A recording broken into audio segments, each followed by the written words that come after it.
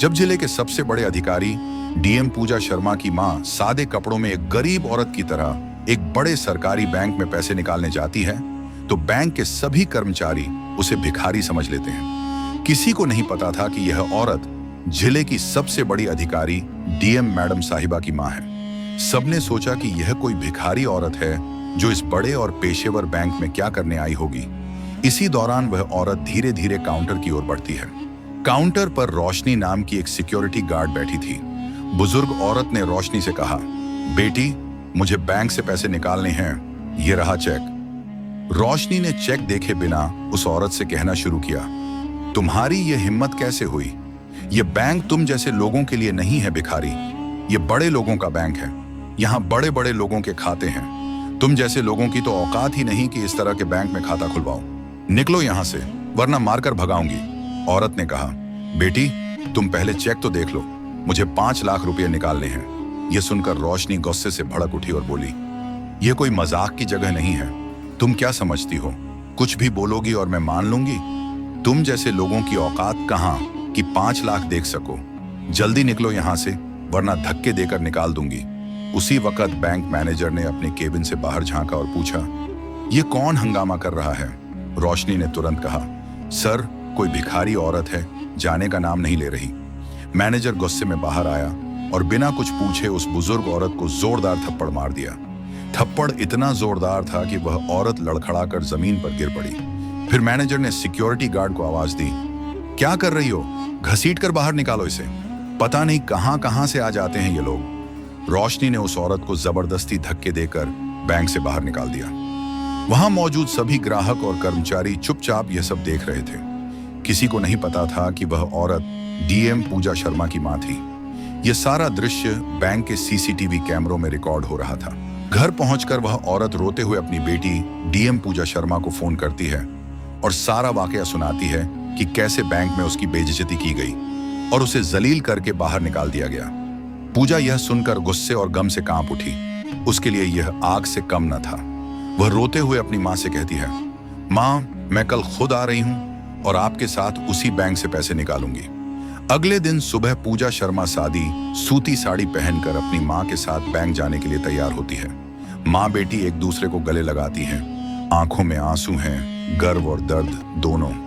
पूजा की मां को अपनी बेटी पर नाज है कि उन्होंने कितनी मुश्किलों से उसे पाला, पढ़ाया और आज उसे इस ऊंचे मुकाम तक पहुंचाया। सुबह ठीक 11 बजे मां बेटी बैंक के बाहर पहुंचती हैं। बैंक अभी तक खुला नहीं था, हालांकि समय 10 बजे का था। पूजा चुपचाप दरवाजे के पास बैठकर इंतजार करती है। कुछ देर बाद जब बैंक खुलता है, दोनों अंदर दाखिल होती हैं। दोनों का पहनावा इतना सादा था कि वहां मौजूद ग्राहक और कर्मचारी उन्हें आम देहाती औरतें समझ बैठते हैं। कोई सोच भी न सकता था कि यह वही पूजा शर्मा है, जिले की डीएम। धीरे धीरे दोनों काउंटर की ओर बढ़ती हैं। वहां वही रोशनी बैठी थी। पूजा नरमी से कहती हैं, मैडम, हमें पैसे निकालने हैं, माँ की दवाइयां लेनी हैं और कुछ जरूरी काम भी है। रोशनी ने दोनों औरतों को सिर से पांव तक देखा। साड़ी में एक बुजुर्ग औरत और सादे कपड़ों में एक जवान लड़की किसी झाविये से प्रभावशाली नहीं लग रही थी। उसने तंज करते हुए कहा, शायद आप गलत बैंक में आ गई हैं। ये ब्रांच हाई प्रोफाइल क्लाइंट्स के लिए है। पूजा शर्मा ने मुस्कुराते हुए जवाब दिया, एक बार चेक कर लीजिए मैडम, अगर खाता ना हुआ तो हम चले जाएंगे। रोशनी ने नफरत से लिफाफा लिया और कहा, थोड़ा समय लगेगा, वेटिंग चेयर पर बैठ जाए। पूजा ने अपनी मां का हाथ थामकर कोने की एक खाली कुर्सी पर बैठ गई। उन्होंने मां को पानी दिया और खुद भी चुपचाप बैठ गई। बैंक में मौजूद लोग उन्हें घूर रहे थे। यहाँ आमतौर पर अमीर व्यापारी, अधिकारी और प्रभावशाली लोग आते थे, महंगी गाड़ियों और चमकदार कपड़ों में। ऐसी जगह पर सादे कपड़ों में बैठी माँ बेटी सबको अजीब लग रही थी। चारों ओर खुसर पुसर शुरू हो गई। यह किस गांव से आई हैं? शायद पेंशन के चक्कर में होंगी। इनका खाता तो यहाँ हो ही नहीं सकता। पूजा सब कुछ सुन रही थी लेकिन चुप रही। उनकी माँ कुछ बेचैन थी, लेकिन बेटी का सब्र देखकर खुद को संभाल रही थी। कुछ देर बाद पूजा ने रोशनी से कहा, अगर आप व्यस्त हैं तो कृपया मैनेजर से मिलवा दें, मुझे जरूरी बात करनी है। रोशनी ने झुंझलाकर फोन उठाया और मैनेजर के केबिन में कॉल कर दी। सर, एक औरत है, कह रही है आपसे मिलना है, भेज दूं? मैनेजर ने शीशे से झांक कर देखा। सादी सी औरत अपनी माँ के साथ बैठी थी। अधिकारी जैसी तो बिल्कुल नहीं लग रही थी। उसने ठंडे लहजे में कहा, मेरे पास फालतू लोगों के लिए वक्त नहीं है, कह दो बैठें और इंतजार करें। रोशनी ने कहा, आप वेटिंग चेयर पर बैठें, सर कुछ देर में खाली होंगे। पूजा ने कुछ नहीं कहा, बस माँ का हाथ थामे चुपचाप बैठी रही। एक अधिकारी का वकार और एक बेटी का सब्र के साथ पूजा शर्मा अभी तक पूरी तरह शांति और संयम में बैठी थी। लेकिन माँ की बेचैनी और लोगों की खुसर पुसर देखकर उन्होंने धीरे से माँ का हाथ दबाया और कहा, माँ, लगता है इन लोगों को कोई फर्क नहीं पड़ता, अब मुझे खुद बात करनी होगी। वह धीरे से उठी, साड़ी का पल्लू ठीक किया और सीधा मैनेजर के केबिन की ओर बढ़ने लगी। मैनेजर, जो अब तक शीशे के पीछे से उन पर नजर रखे हुए था, घबरा गया। उसने जल्दी से बाहर निकलकर पूजा का रास्ता रोका और बोला, हाँ बोलिए, क्या काम है? पूजा ने वही लिफाफा आगे बढ़ाया और कहा, मुझे पैसे निकालने हैं, मेरी माँ की दवाइयाँ लेनी हैं और कुछ अन्य जरूरी काम भी हैं। ये चेक है, आप देख लें। मैनेजर ने लिफाफा हाथ में लिया और बिना देखे बेरुखी से जवाब दिया, जब खाते में पैसे ही नहीं होते तो लेन देन कैसे होगा? तुम्हारी ऐसी औकात कहाँ कि तुम्हारे खाते में पैसे हों? पूजा ने अब भी बहुत शांति से कहा, अगर आप एक बार चेक कर लें तो बेहतर होगा, इस तरह अंदाजा लगाना ठीक नहीं। मैनेजर अब खुलकर हंसने लगा और बोला, भाई मेरा इतना अनुभव है कि चेहरा देखकर ही पता चल जाता है कि किसके पास क्या है। तुम जैसे लोग रोज आते हैं, वैसे भी तुम्हारे खाते में कुछ होगा, मुझे नहीं लगता। अब ज्यादा भीड़ ना करो, देखो सब तुम्हें ही घूर रहे हैं, माहौल खराब हो रहा है। अच्छा होगा अगर अब चली जाओ। पूजा का चेहरा अब भी शांत था, लेकिन उनकी आंखों में एक अजीब चमक थी। शांति की जगह अब सख्ती उतर आई थी।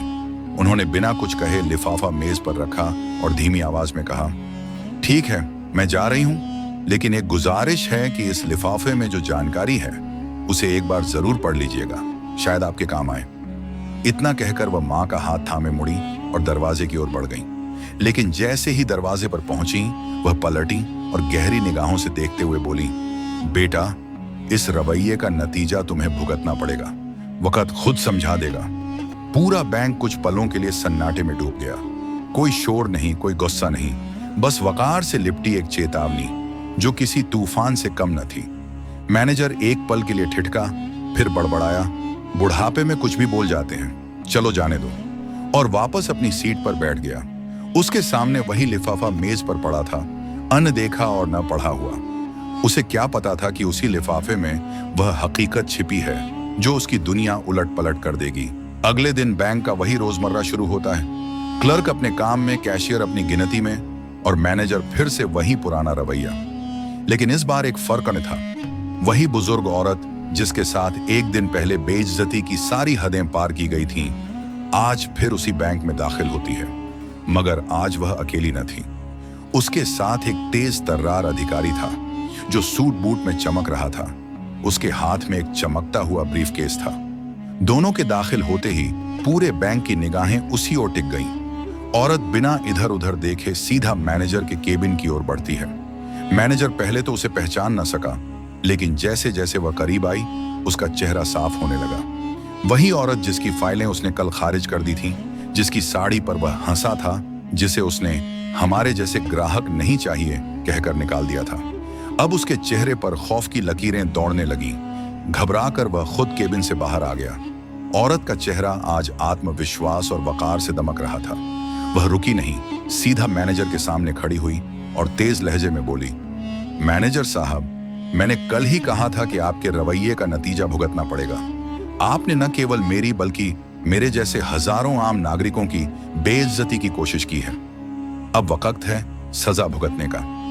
मैनेजर बौखलाकर बोला, आप कौन होती हैं मुझे सिखाने वाली? यह आपका घर नहीं, यह बैंक है और आप यहां मेरा कुछ। औरत ने उसकी बात बीच में काट दी, मुस्कुराई और अपने साथ आए अधिकारी की ओर इशारा किया, इनसे मिलिए, ये मेरे कानूनी सलाहकार हैं और मैं हूं इस जिले की डीएम पूजा शर्मा और इस बैंक की 8% शेयर होल्डर भी। और ये मेरी माँ है जिनके साथ आप लोगों ने बहुत बुरा सलूक किया। एक पल के लिए पूरे बैंक में सन्नाटा छा गया। सभी कर्मचारी, ग्राहक, यहां तक कि दरवाजे पर खड़ा सिक्योरिटी गार्ड भी सन्न रह गया। मैनेजर के चेहरे का रंग उड़ गया। वह कुछ कहता उससे पहले पूजा शर्मा ने दोबारा कहा, तुम्हें बैंक मैनेजर के पद से तुरंत हटाया जा रहा है। अब तुम्हारी तैनाती फील्ड में की जा रही है, जहां तुम्हें रोजाना आम लोगों से मिलकर रिपोर्ट्स बनानी होंगी। पूजा शर्मा ने ब्रीफकेस खोला और 2 दस्तावेज निकालकर सामने रख दिए। एक मैनेजर के तबादले का आदेश और दूसरा एक शो कॉज नोटिस, जिसमें लिखा था कि आपका रवैया बैंक की नीति के खिलाफ पाया गया है। मैनेजर अब पसीने से तरबतर था।